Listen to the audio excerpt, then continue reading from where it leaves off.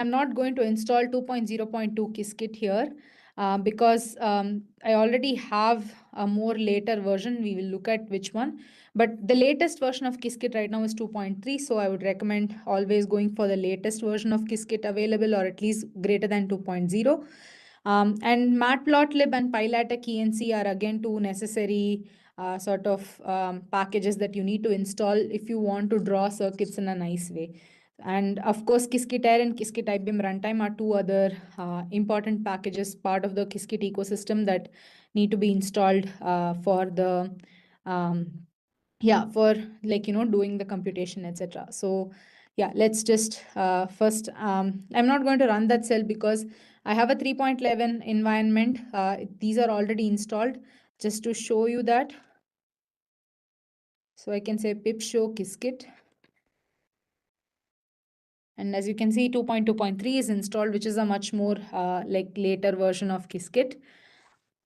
And then for Qiskit runtime, I have 0.40.1, and Qiskit-Air I have 0.17.2. And of course, I have Matplotlib and PyLatex ENC also, but let's just make sure we have them installed as well.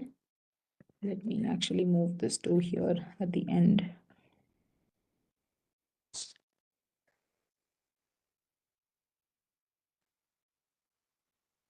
So you could also potentially do Qiskit.version, Qiskit.__version__, which will also reveal the Qiskit versions for you. I am just doing it this way. So I do have Matplotlib and I do have PyLatex ENC as well. So I won't have any issues with drawing circuits. So now that we have, if you don't have these installed, what you need to do is first create a virtual environment in Python. 3.11, 3.12 are good.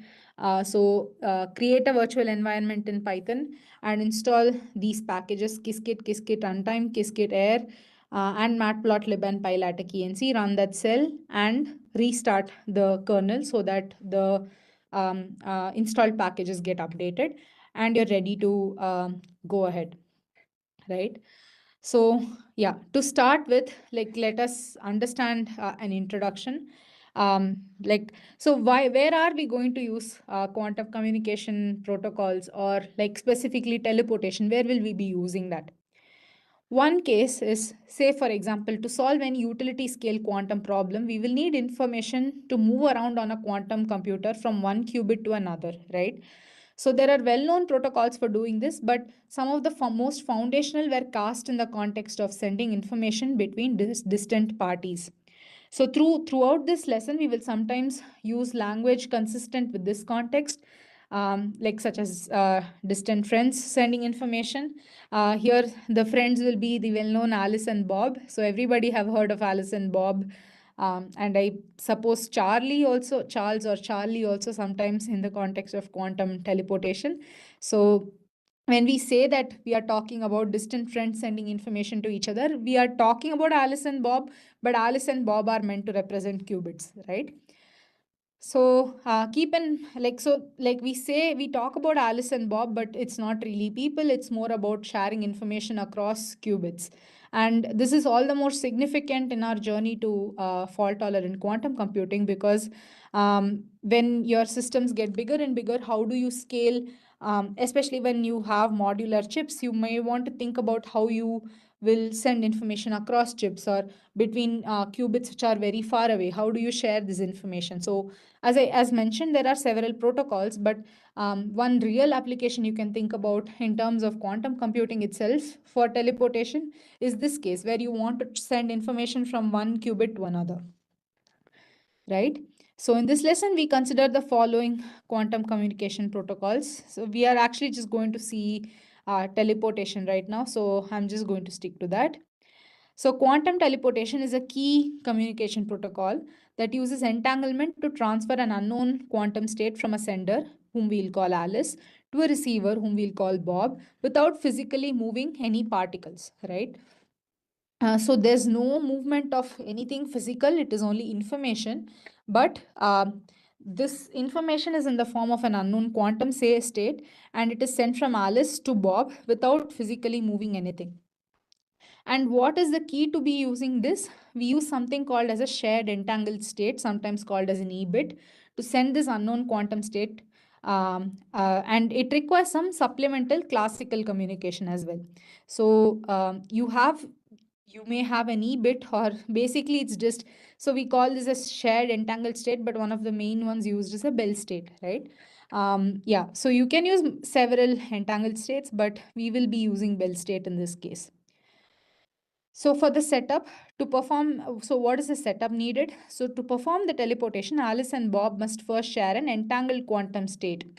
And say Alice has the qubit she wants to send, Q, which is separate from this E bit, and she will perform a joint measurement on her two qubits. So the one she wants to send and her half of the entangled pair, which means that, so when we create an E-bit, what we do is we take two qubits, we entangle them. One will be with Alice, the other is with Bob. Okay, so when she performs this joint measurement, what she is measuring is her qubit as well as the other qubit, which she other unknown quantum state that Bob doesn't know about, that she wants to send to Bob, right? So what is the process here? So Alice's measurement will collapse the state of her qubits and produce two classical bits of information. What are these two classical bits? When I measure a qubit, I'm either going to have a 0 or 1, right? So to know this 0 or 1, that's what we are going to try to find out. So then she will send these two classical bits to Bob, and based on the two bits he receives, Bob will perform a specific operation on his half of the entangled pair. The result of this, what will it be? So the operation Bob performs transforms his qubit into an exact copy of the original qubit Q. The original qubit in Alice's possession is destroyed when she performs the measurement. So you don't have to think about like this contradicting the no cloning theorem. There are no contradictions as such here. The no cloning theorem basically says that you cannot create an exact copy of an unknown state. So that is what it means. In this case, what we are doing is we are using entanglement as a resource, and that is consumed to enable the transfer of this quantum information. So it's not like, so if you know about the free lunch theorem, there's no such thing as free lunch, and you're not getting this done for free or naturally. It's by consuming the entanglement which was there. So, brief introduction to entanglement. What is entanglement? Now we have all seen, several notions of entanglement discussed in, all kinds of, movies and TV shows and the like. But entanglement is something that has a real physical significance, or it has a real physical significance, and more specifically, there is a proper mathematical notion which represents entanglement, and it's very crucial to understand that. So, it is a phenomenon in quantum mechanics where two or more particles become linked in a way such that the quantum state of each particle cannot be described independently of the other, even when the particles themselves can be separated by large distances. So this means that when you on certain entangled states, this means that when you measure one particle, it instantaneously influences the state of the other. Because if say I have a state which is ket 0 0 plus ket 1 1, firstly the first part of the sentence, what it means is, so suppose I had a state ket half of or 1 by root 2 ket 0 1 plus ket 0 0 or ket 1 1, right? Um, in this case, I can separate the two states by saying that the first qubit is in ket 0 and the second qubit is in ket plus, or 1 by root 2 ket 0 plus 1 plus ket 1, right? Which is the uniform superposition. But in the case of a properly entangled state, I will not be able to do that. Suppose two qubits are, in the state 1 by root 2 ket 0 0 plus ket 1 1. So in this case, you cannot really separate and say that the first qubit is in ket 0, the second is in like half of 1 by root 2 ket 0 plus ket 1. You cannot do that. So that's when you say that they are properly entangled. So when they are entangled, now if I measure the first qubit and I see 0, I automatically know that the second qubit also has to have 0. But in the case I measure 1, I know that the other state also has to be 1. Why? Because the state has a composition 1 by root 2 ket 0 0 plus ket 1 1, right?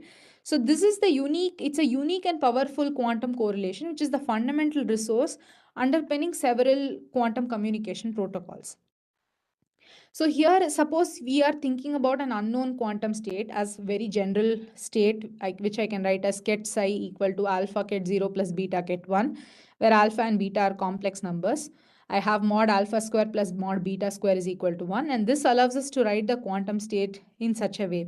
So since I have this correlation mod alpha square plus mod beta square equal to 1, I can parameterize alpha and beta in terms of theta and phi, theta and phi, and write it as cos theta by 2 ket 0 plus e to the I phi sine theta by 2 ket 1.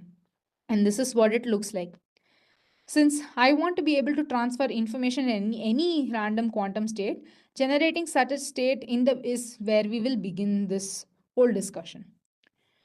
Now, second, I will briefly discuss the concept of density matrices. Um, we have only half an hour left, so I will try to get through some of this quickly. But yeah, you may have already come across this in some previous, QT course module. But very briefly, we will go through it so that there is enough context for what comes next. So we can also write this quantum state psi as its density matrix. So this density matrix is nothing but a form of representing the state psi, right? So this is called as a, so here what we are doing is taking an outer product and it yields us the density matrix rho. So I multiply cos theta by 2 e. So I multiply bra psi with ket psi, ket psi with bra psi, and this is what this basic matrix multiplication. This is 2 cross 1, this is 1 cross 2, and it gives me a 2 cross 2 matrix. So note that the density matrix rho is a linear summation of Pauli matrices. So any density matrix, I can actually represent it in terms of some Pauli matrix coefficients, where I have half of I plus coefficient times x plus coefficient times y plus coefficient times z. Or in general, I can write it as rho is equal to half of identity. This I is basically the identity matrix, and I have Rx times X plus Ry times Y plus Rz times Z. So where Rx square plus Ry square plus Rz square is equal to 1. And this is essentially where your block vector notation also comes from. So you have the each block vector is actually R is equal to Rx, Ry, Rz. So yeah. So now let's make an arbitrary quantum state using random numbers, right? This is just to know the version of Qiskit, which is 2.1.1 in this particular environment. So now what I'm doing is creating a random 1 qubit state from a random theta, phi to define my R vector. I'm setting some seed 1 for reproducibility. So here we are picking theta by using a random, by generating a random number from 0 to 1, and for phi I'm generating from 0 to 2, so that for my theta will be from 0 to pi, and for VR phi it's from 0 to 2 pi. So these are my values. Now here I'm defining how to get the R, basically the R vector by this particular mathematics. I know what should be Rx, Ry, and Rz once I have my theta and phi. So here that's essentially what this is. I have sine theta times cos var phi, Ry is sine theta times sine var phi, and Rz is cos theta. And then I'll return Rx, Ry, Rz, which is the block vector. So I can get it for any kind of, I can get this quantity for any R vector. So this can be represented on the block sphere. I can just plot the block vector.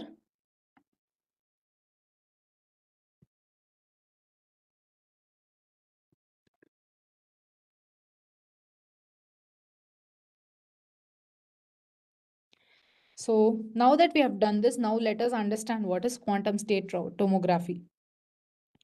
So, in general, if you only measure the quantum state in the computational basis with ket 0 and ket 1, the phase information or the complex number information will be lost. But if we have many copies of psi, by repeating the preparation process, we cannot clone states, but we can prepare them multiple times, right? So, we can estimate the value of Rx, Ry, and Rz by performing quantum state tomography for density matrix rho, given this form, right? So quantum state tomography is basically getting the Rx, Ry, and Rz quantities by um, performing this quantum state tomography on the density matrix rho, given a general state. So in this case, we knew what are theta and so in this case, we know what are theta and phi. So we have calculated what will be the Rx, Ry, Rz, or basically the vector itself. We found out what is the quantum state using that. But for a general state, when we don't know anything about the state, how do we find out these theta and var phi, or just the Rx, Ry, Rz parameters? So how do we do that? That is done using this quantum state tomography process. And so suppose we have a density matrix like this, then if we take the trace of x row, that gives us Rx, trace of y row, that gives us Ry, trace of z row, that gives us Rz. And trace is computed in this particular way. For Rz, you take trace of Rz, trace of z row is calculated by getting the expectation of 0 with respect to z row. So you do ket bra 0, z row ket 0 plus 1 um, ket bra 1, z row ket 1, right? Now, if you do some mathematics, you will find out that this actually gives you mod alpha square minus mod beta square. And the transformation of the equation is nothing but, so suppose if you want to like basically get the Rz value for a particular quantum state by tomography, you can do that by doing ket 0, probability of getting ket 0 minus probability of ket 1. So mod alpha square minus mod beta square. Now to estimate, let's estimate Rz value for a general quantum state, okay, with unitary. In the previous case, we knew that, so in the previous case, we have already found Rx, Ry, Rz, right? So we have sort of an estimate for what this should be for these values of thetas. So now let's do the reverse process. Instead of creating a random state, let's prepare the state which is represented by the theta and via var phi. So now we are just using a U gate to prepare this particular state, and we will measure it. This is just the protocol for making a 1 qubit quantum state. So you first import quantum circuit from Qiskit, then you create a 1 qubit quantum state psi from theta and var phi parameters. So first create a quantum circuit of 1 comma 1, then you have qc dot u theta of theta comma var phi 0, 0.0 comma 0. Then you measure this particular qubit. This is just a 1 qubit quantum circuit. Then you draw it, right? Now, what we are going to do is actually we are going to measure for this. We are going to calculate RZ. How will we do that? We will run that particular circuit. First, we have to transpile it. We will run that circuit on an air simulator for like some 1,000 shots. I can also take 10,000. That will possibly increase the accuracy of my result by a bit, right? So, but in this case, I'm just taking, 1,000. In this case, I'm taking 1,000 shots. Basically transpile to backend, then run the job using sampler. Then we will extract the counts data by this particular method. So when we print the counts and plot the histogram, now this should change. This will not remain 626 and 374. The ratio will remain the same, but since every time when you do perform an experiment, the measurements will be different, you will see slightly different numbers, but it should still be around 600-ish and 370-ish here. Around 6, it should be around the same ratio. So if you see, this has slightly changed, right? And this is very natural. This is how it is when you like run things on a device and perform some measurements. It has to vary every time, right? So now using air simulator, we will measure it in the computational basis to, okay,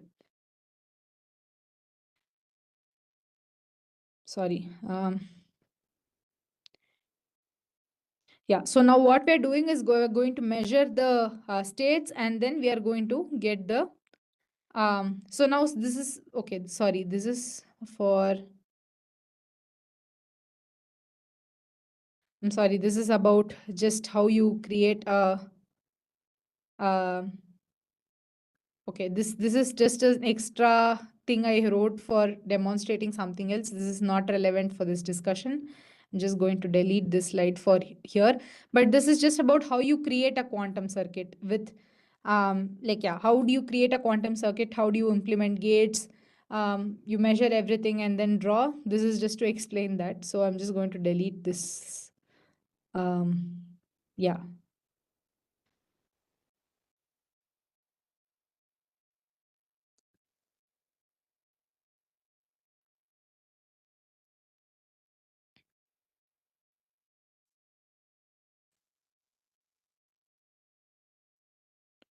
Apologies about that. This is out of place.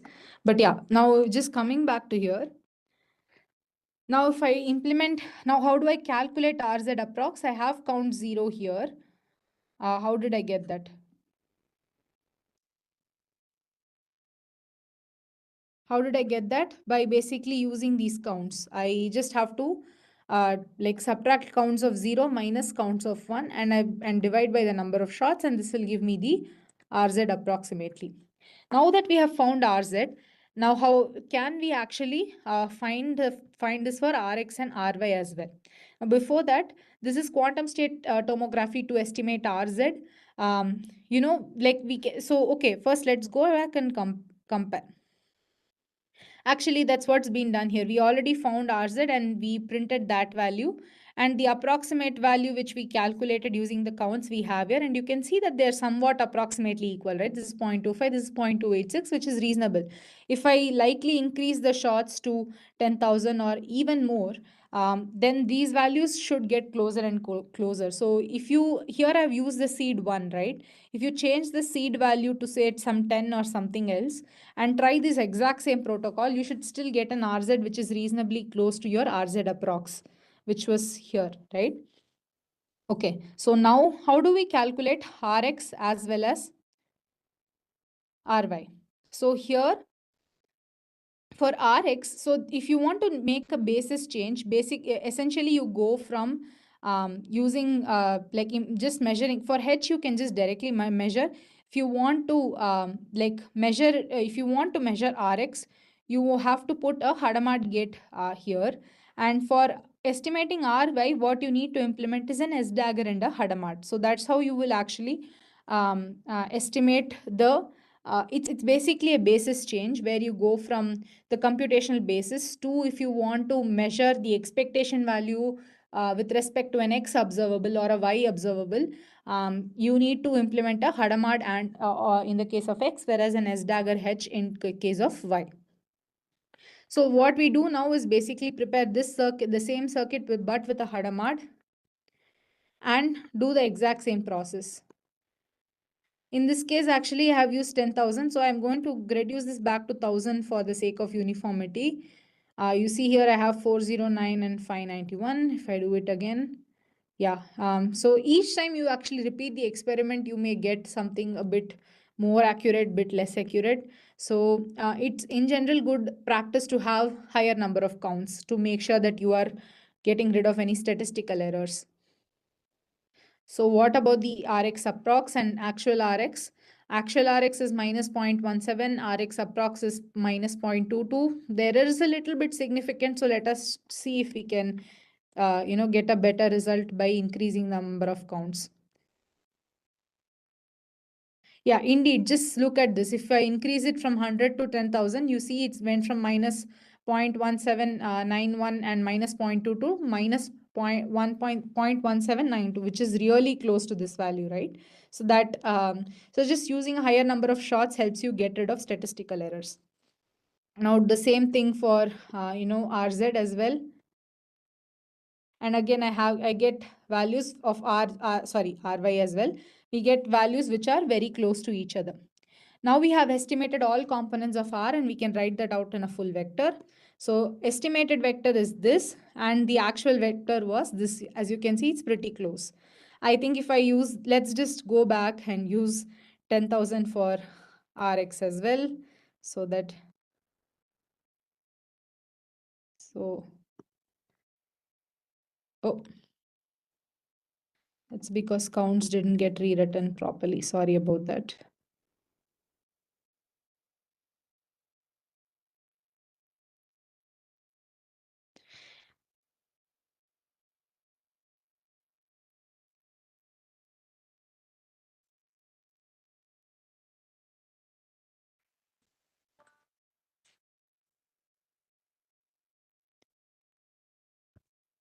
But anyway, we already kind of demonstrated that. So let's go to the next slide. It's just to, for the sake of, we already estimated Rx, Ry, and Rz, and we see that Rz is close. It probably would get closer if you use 10,000 shots, right?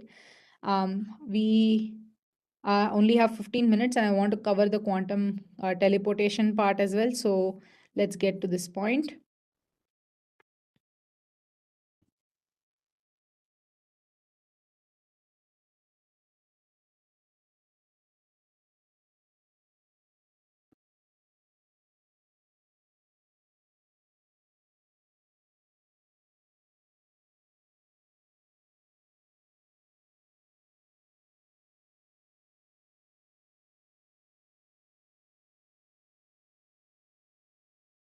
I just need to grab my charger. I will be back in a minute because there's only 2% charge. I don't want it to go off in midway, so I'll just grab my charger. Sorry about this.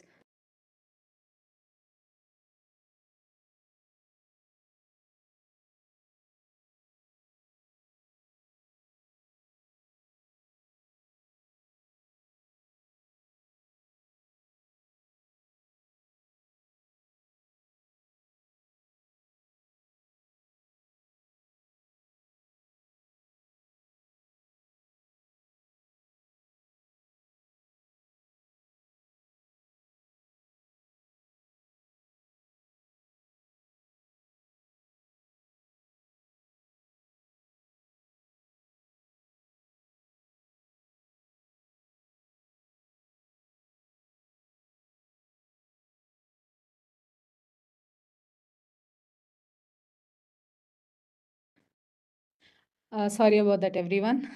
Yeah, we'll get back to the session.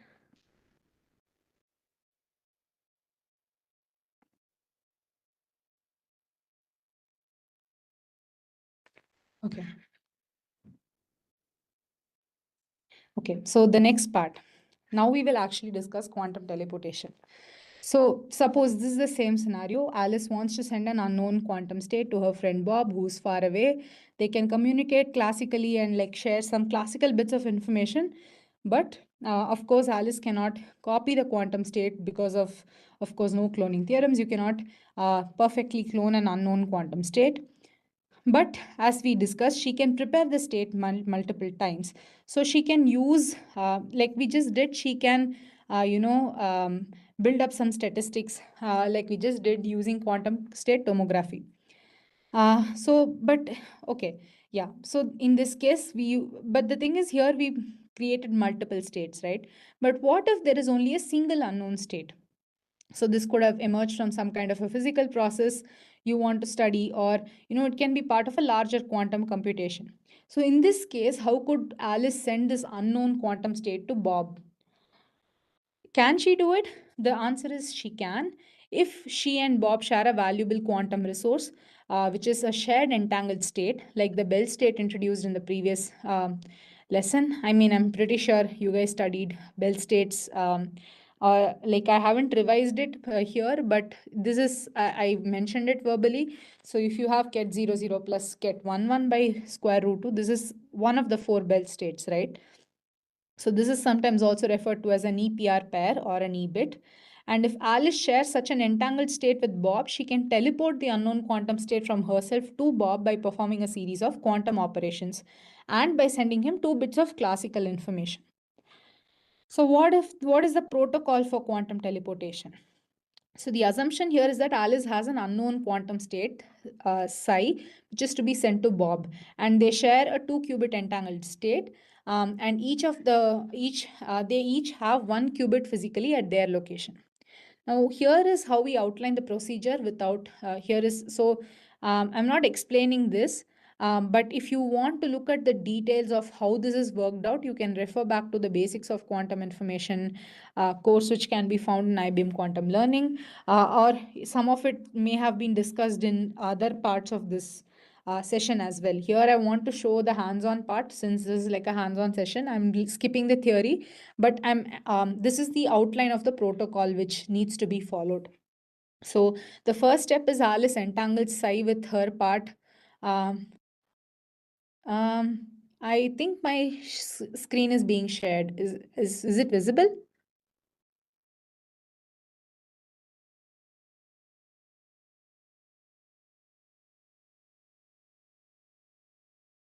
Maybe there is some lag because for me I am sharing the screen.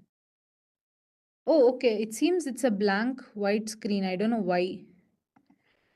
I am sharing. Okay, that is not good. I was sharing. Is it visible now? I just stopped sharing and reshared it. Is it visible now? Yes, it's visible. Oh man. The other parts I hope it was visible, right? We just started from quantum teleportation now. This is only not visible. Okay. Anyway, now I hope it's fine. So proceeding forward, onward. Um, yeah, so the first step is that Alice entangles. So even before this, she has to prepare the EPR pair. Alice has one, Bob has one. This is not included in the protocol, but it's a given assumption because this is our starting condition, right? So it's prepared. They each have one at their locations physically. So that's the first part. Then Alice will entangle psi with her part of the E bit using a C0 gate. Then Alice will apply a Hadamard to psi and measure both her qubits in the computational basis. Now Alice sends to Bob her measurement results. It's going to be either 00, 01, 10, or 11. Now to be noted that what she's measuring is one of the two, so this is, say, this zero, the first qubit belongs to Alice, right? So when she measures, she's either going to get zero for the, like, from this 00 state, or one from this 11 state. It means that when she measures this, Bob's state will also collapse. If she measures zero, Bob would have also measured zero. If she measures one, Bob would have also measured one, right? So, and the other thing she's going to measure is she has entangled this unknown quantum state with this particular first qubit. So, her measurement is going to correspond to like the first qubit here, and the second qubit would be the entangled qubit, right? So, this 00, 01, 10, 11 will be coming from that combination. So now after this, so because they can share some classical information, Alice will send her measurements to Bob. So it's going to be 00, 01, or 10, or 11. So if Alice sends Bob 00, he will do nothing. If she sends him 01, then he's going to apply an X gate.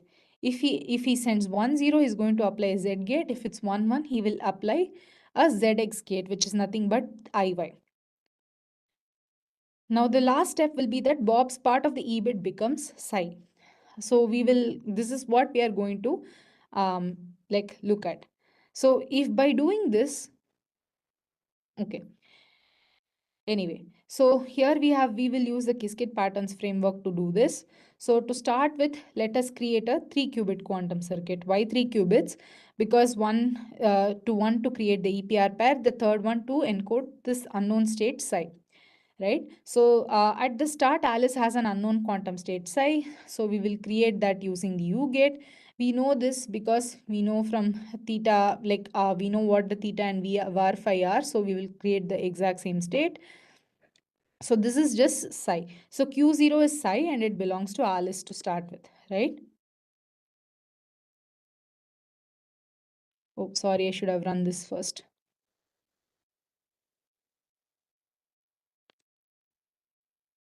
Okay.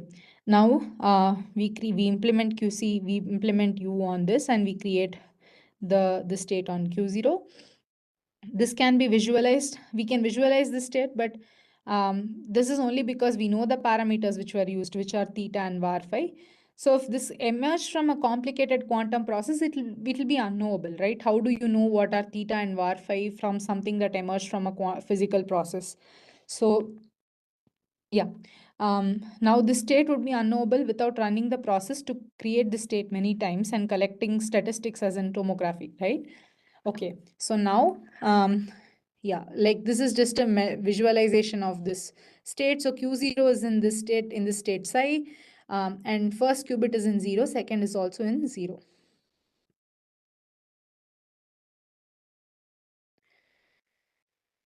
Yeah, now we also assume that Alice and Bob shared an entangled pair at different locations. So we are creating the ket 00 ket1 plus ket11 state, which is the first Bell state. So you just put a Hadamard and a C0. So Q1 belongs to Alice, for example, and Q2 belongs to Bob, which we are creating here. Now Alice entangles psi with her part of the shared E bit and using CX and Hadamard gate and measures them in the computational basis.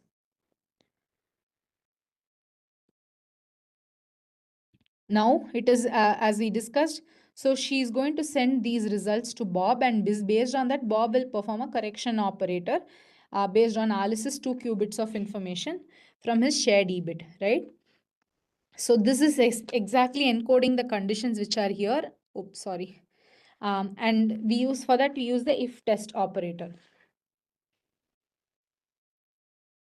So with qc.if test of 0, comma 1, so if it is, if Alice sent him 0 and he has 1, he will implement the Z. So that's what, let's just go back to the protocol. So if Bob, if Alice sent him 1 0, he's going to apply Z. If Alice sent him 0 1, he's going to apply X. So this is because of the little NDN notation on Qiskit. So you read Qiskits from you read qubits from left to right. So this is based on that. It's she applies 2 if he has 1. So we just implement this correction and we draw the circuit. Now this completes the quantum teleportation part. So let's see the output. Now if whatever we've done has worked well, in qubit 2, which was originally with Bob, we should now see this theta var phi, right? Which is prepared, or this psi which was prepared using this U 1.31, 4.53. And what we are doing is we are going to visualize this using the block vector.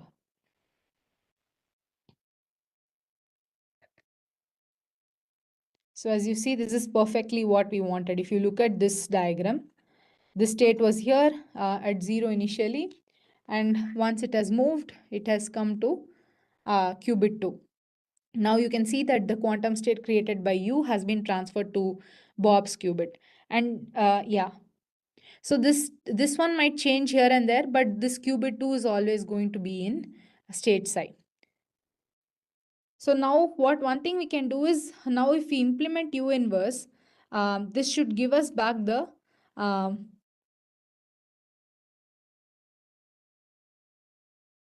if we can just implement U inverse to be sure that like this yields us the 0 state, because we have the state psi which was which was prepared using this U. If I implement U inverse, it should yield me 0, because if I have U inverse U of 0, I should just get 0, right? That is,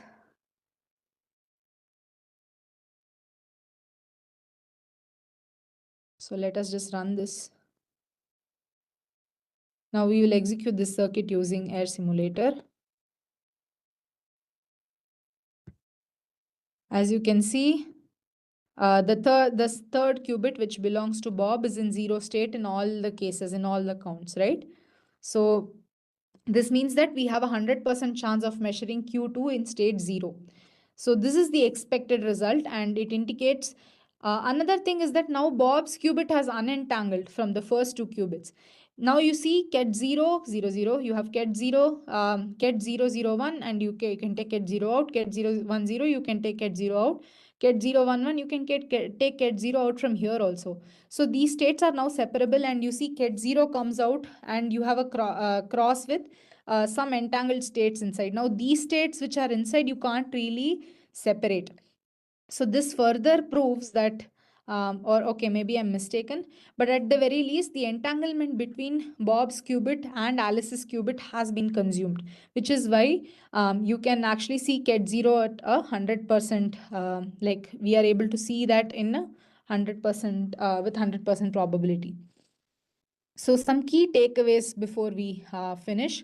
So you can transport a quantum state to a distant friend by sharing a pair of entangled qubits.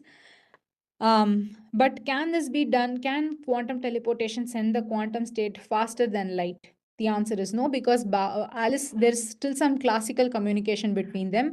Alice tells Bob about her measurement results, right? So that is a classical information which is shared between them. So this is not really going to be faster than light. So, what is it breaking the no cloning theorem, which forbids copying of a quantum state? The answer is again no, because the original quantum state given to Alice on one of her qubits was lost in measurement, right? It either collapsed to 0 or 1.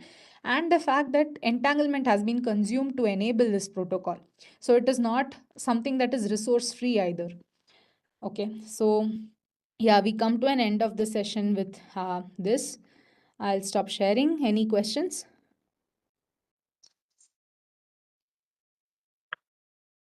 So questions from the participants. If you have questions, you can post in the chat box.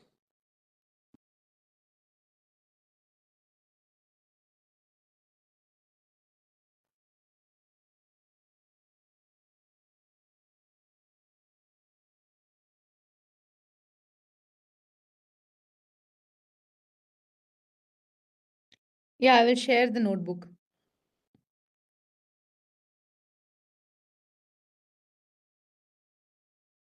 I suppose there are no questions. Okay, all right, so there are no questions. So we are thankful to you for sparing your time for the sessions, and we hope to see you again as expert speaker in our future FTPs. Thank you very much. Sure, sir. Thank you. Thank you, everyone, for your attention. So I want to, yeah, I mean, you may leave. I just want to make some announcement to the Sure, participants. I know I can stay for another minute or Okay. two. It's fine. So tomorrow we'll have again the continuing sessions, and basically you have to join at 2 p.m. instead of 3 p.m. So tomorrow we'll have 1 hour session only from 2 to 3 from the scientist. So the session would be from a scientist in DRDO, Dr. Harish Saul.